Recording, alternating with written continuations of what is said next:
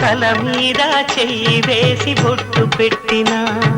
తాళి బొట్టు మెడను కట్టి బొట్టు పెట్టినా, తల మీద చెయ్యి వేసి బొట్టు పెట్టినా, తాళి బొట్టు మెడను కట్టి బొట్టు పెట్టినా,